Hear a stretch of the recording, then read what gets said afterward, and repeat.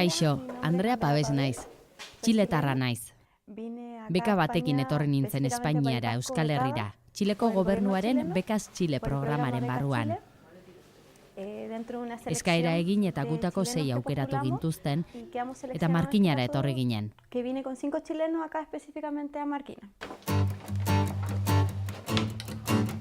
Haragi industrian trebatzera etorri nintzen.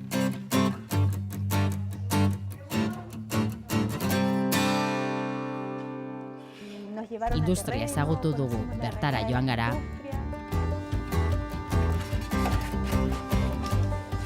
Planteatzen dugunean, herrialde bateko ikasleak hona ekartzea, oinarri bat izango dela herrialde horietan gure enpresak eta ea dauden edo ez dauden. Orduan, enpresarekin batera joango ginateke halako proiektuetan eta prozesuetan. Lanbide heziketak geroz eta gehiago begiratzen du kanpora, nazioartera. Beste herrialde batzuetako erakundeekin harreman zuzena du.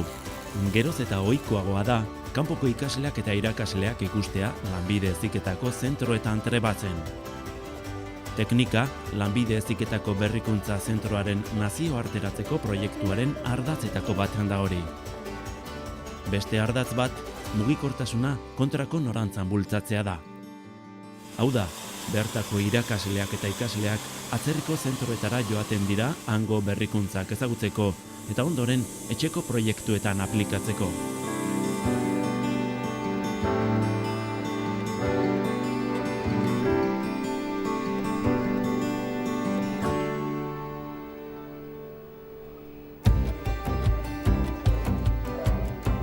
Lanbide heziketako erakundeen arteko harremanaren adibide izan ziren maiatzaren bukaeran Kursalen egin ziren nazioarteko jardunaldiak.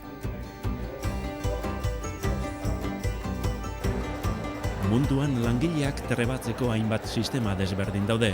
Historia luzekoak batzuk, berriak beste batzuk.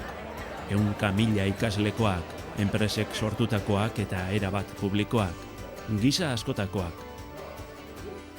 Danimarkatik nator, eta aspaldikoa da gure lanbide heziketa. Aprendiz sistema bat da, Alemanian eta Austrian bezala. Hezkuntza teknikoa eta goi-mailakoa duela 30 bat urte sortu zen Australian. Teknologia eskolak genituen hasieran eta ondoren, bigarren hezkuntzaren ondoko eskola teknikoak garatu ziren. Hong Kongeko lanbide heziketa gobernuak kudeatzen du gehien bat. Estatu Batuetan 1200 community college edo institutu politekniko inguru daude, 50 estatutan. Estatu bakoitzak bere beharren araberako zentroak ditu. Obama presidenteak ekimen bat jarri berri du martxan. 450 milioi dolar inbertituko du institutu politeknikoetan, ekoizpen aurreratuan lehiakorrak izaten jarraitzeko. Queensland eta Brisbaneko tafekoa naiz, goi-mailako eta hezkuntza teknikokoa. 160.000 ikasle inguru ditugu, 600 kurtso, 58 kampus eta 5.000 bat langile. Gure irakasleak ikerketa aplikatua egin dezaten akuilatzen ditugu. Horretarako, industriarekin lan egiten dute, haien arazoak konpontzen ahalegintzen dira. Eta esperientzia hori, jakintza da, kurrikulumean barneratu eta ikasle irakasteko. Sistema guztiek dituzte antzekotasunak. Nik uste dut gakoa dela herrialde bakoitzak sistema horietako bakoitzetik ondo datorkiona hartzea.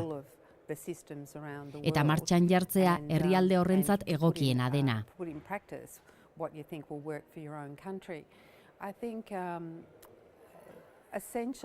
Uste dut oinarrian lanbide heziketak berrikuntza eta langile trebatuak izan behar dituela. Eta biak lortzen badituzu, ongi joango zaizu.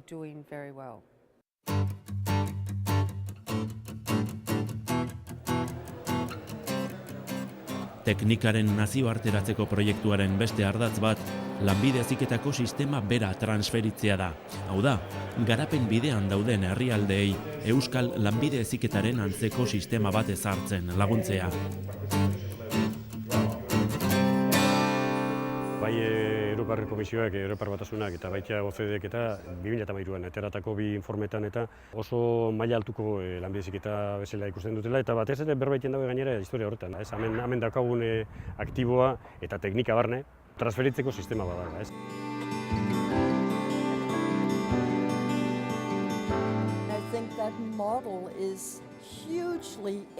Eredu hori ikaragarri interesgarria da, ikerketa teknologikoa, berrikuntza eta hezkuntza uztartzen dituelako irakasleen trebakuntzaren bidez.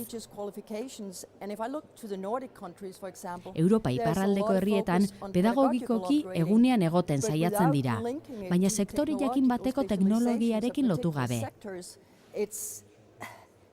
Lan munduarekin deskonektatuta daude. Horregatik uste dut eredu arrakastatsua duzuela, eta jende askok, herri askok ikasi dezake eredu horretatik. Edozein herrialdetan lanbide heziketaren euskal eredua oinarri duen sistema ezarri nahi bada, adituen esanetan egokitu egin beharko da, eta kontuan izan beharko dira hainbat faktore. Hala nola, kultura, ehun industriala, hezkuntza sistema, hango errealitatea azken finean.